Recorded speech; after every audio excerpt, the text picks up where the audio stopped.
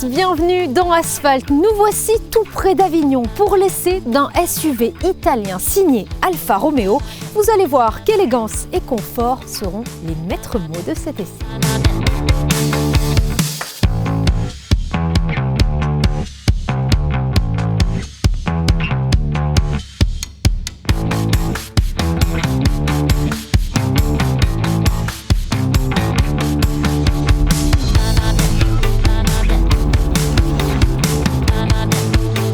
Nous allons à présent rejoindre Vincent Devos, responsable Pro du Monde, pour nous parler de la Tonale en détail.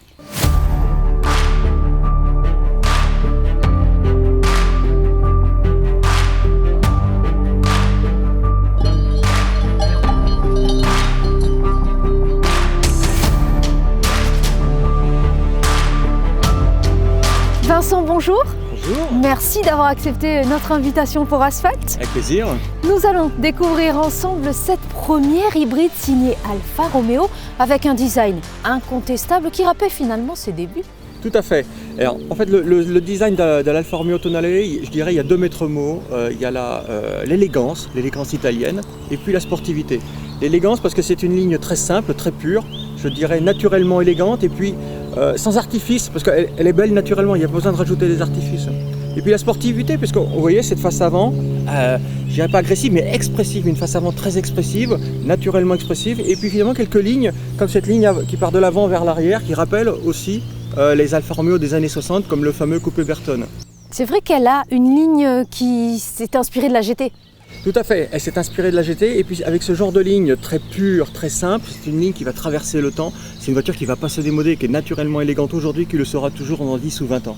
Et mention spéciale à ces jantes qui font toute l'ADN finalement de la marque. Tout à fait, ces jantes, c'est vraiment le design typique des Alfa Romeo, ces jantes qu'on appelle avec les ronds téléphones, ça remonte à toute l'histoire d'Alfa Romeo depuis les années 60-70, il y a toujours eu des jantes de ce genre-là qui ont évolué avec le temps, on a modernisé petit à petit ce dessin des jantes, mais c'est vraiment le dessin de la jante Alfa Romeo, oui. Une sacrée signature lumineuse également à l'arrière avec cette courbe finalement qui donne un aspect très dynamique. Un aspect très dynamique de cette signature lumineuse à l'arrière, oui, et à la fois très élégant, très simple. Vous voyez, c'est un trait qui court du centre et qui va jusqu'aux extrémités avec ces belles vagues. Et on retrouve un peu le même dessin à l'avant finalement, signature lumineuse pure, simple et expressive à la fois. C'est un design italien iconique. Alfa Romeo a toujours adopté une approche totalement originale. C'est le point de convergence entre un look et une passion qui écrit un nouveau chapitre de l'histoire. Le style de Tonale combine des caractéristiques spécifiques et réinterprète des fonctionnalités. À l'intérieur, les matériaux et les finitions sont de grande qualité. Les sièges avant, Alcantara ou cuir, sont chauffants et ventilés. L'environnement sportif est composé de haute technologie, comme ce tableau de bord télescopique appelé Canonchiale. Ce dernier est doté d'un écran entièrement numérique. Le véhicule apporte les secrets de l'hospitalité italienne au monde des SUV compacts haut de gamme. Vincent, il s'agit de la première hybride signée Alfa Romeo, nous l'avons dit. Quelles sont les propositions motorisation aujourd'hui? Donc sur Alfa Romeo Tonale, nous avons 4 motorisations. Si je commence par les petites motorisations, nous avons de la motorisation hybride légère, comme on dit, à 130 et 160 chevaux. Et nous avons une proposition diesel également à 130 chevaux. Et puis nous avons cette version haut de gamme en hybride rechargeable 280 chevaux. Et évidemment, toujours en boîte automatique sur une Alfa Romeo maintenant. Est-ce qu'on peut parler peut-être de l'électrification? Alors l'électrification, cette version hybride rechargeable est vraiment le haut de gamme de l'électrification, puisque vous avez à la fois la possibilité de rouler sur autoroute en conduite thermique, avec le moteur thermique, mais vous pouvez également rouler en électrique jusqu'à 80 km en mode électrique, en ville par exemple.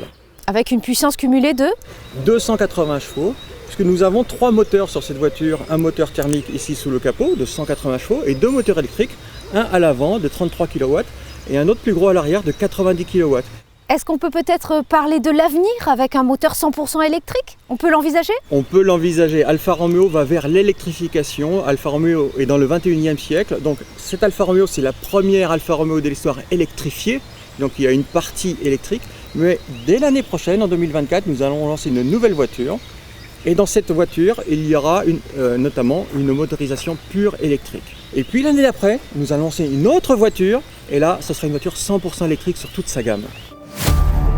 Ce SUV marque l'entrée d'Alfa Romeo dans le monde de l'électrification. La transmission permet le démarrage et le déplacement en mode électrique à basse vitesse, garantissant ainsi des performances typiques d'un moteur à essence, mais avec une consommation comparable à celle d'un diesel.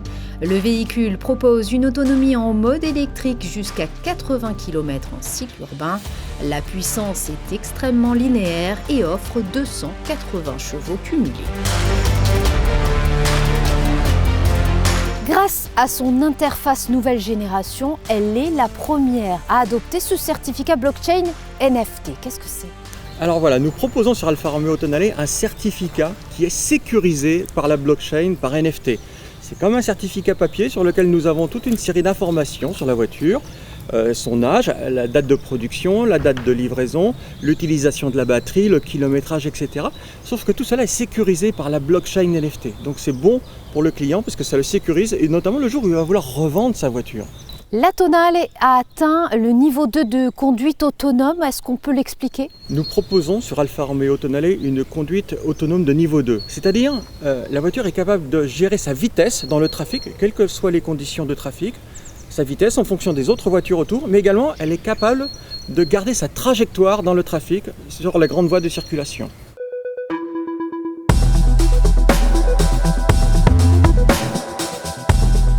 Les nouveaux services Alfa Connect disposent de nombreuses fonctionnalités. Le SUV propose un écosystème de services numériques intégrés grâce à l'assistant vocal Amazon Alexa. Son système peut par exemple détecter les premiers signes de fatigue en surveillant les mouvements latéraux du véhicule. Des bips sont alors émis et le tableau de bord affiche des avertissements visuels recommandant au conducteur de s'arrêter pour faire une pause. Gros travail sur la tenue de route avec ce centre de gravité, ces répartitions des masses optimales. Est-ce qu'on peut en dire un mot ? C'est très important, c'est une Alfa Romeo, donc dans notre ADN, le plaisir de conduite est très important. Donc nous avons optimisé les suspensions, le travail des suspensions, les réglages de suspension, la répartition des masses qui est parfaite entre l'avant et l'arrière, quasiment 50%. Et puis on a abaissé le centre de gravité sur cette version hybride pour également asseoir mieux la voiture sur la route. Et donc sur les petites routes de campagne par exemple, c'est un vrai plaisir de conduite. La voiture, elle va exactement là où l'on veut naturellement. Avec un côté aérodynamique, également retravaillé, repensé par les ingénieurs. Nous avons beaucoup retravaillé l'aérodynamique, effectivement c'est très important pour notamment baisser la consommation et agrandir l'autonomie en mode électrique. Donc cette voiture, elle est plus basse que la moyenne du segment. Donc nous avons retravaillé l'aérodynamisme de cette voiture. Tout d'abord, c'était une voiture un peu plus basse que la moyenne du segment, donc plus aérodynamique. Nous avons des écrans sous caisse tout au long de la voiture et des entrées d'air pilotées à l'avant qui permettent d'optimiser également l'aérodynamisme de la voiture en fonction du besoin. Vous avez fait le choix de mettre très peu de modes de conduite, mais finalement 3 modes très efficaces. Il y a un bouton dans la voiture qu'on appelle le DNA. D pour dynamique, N pour naturel et A pour advance.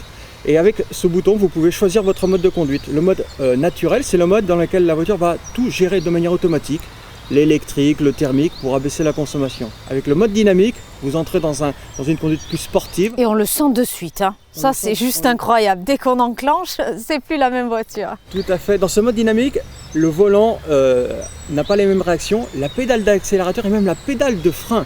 En mode dynamique, votre pédale de frein sera plus réactive. Et puis en mode Advanced Efficiency, là vous optimisez la conduite en mode électrique. Vous utilisez toute la puissance électrique et la batterie. Avec ce petit bouton amortisseur aussi ? On peut gérer l'amortissement. Avec ce petit bouton amortisseur, vous pouvez gérer le confort de votre voiture et adapter, personnaliser votre confort de suspension. Vincent, peut-on affirmer que cette voiture représente tout simplement la métamorphose d'Alfa Romeo ? C'est complètement la métamorphose de la marque, c'est le début d'une nouvelle ère. Cette voiture hybride rechargeable, elle répond aux besoins de tous les clients d'aujourd'hui. Vous pouvez traverser la France sans stress, vous pouvez rouler en ville en silence, en mode électrique. C'est vraiment les débuts d'une nouvelle ère. Et puis après, chaque année, nous allons lancer une nouvelle voiture. L'année prochaine, une voiture dont il y aura une version purement électrique, la première Alfa Romeo pure électrique. Puis l'année d'après, encore une autre voiture. Donc c'est maintenant le renouveau et la métamorphose Alfa Romeo, oui. Merci beaucoup Vincent Je vous remercie. et à très bientôt dans À bientôt, Asphalt. avec plaisir, merci. Merci.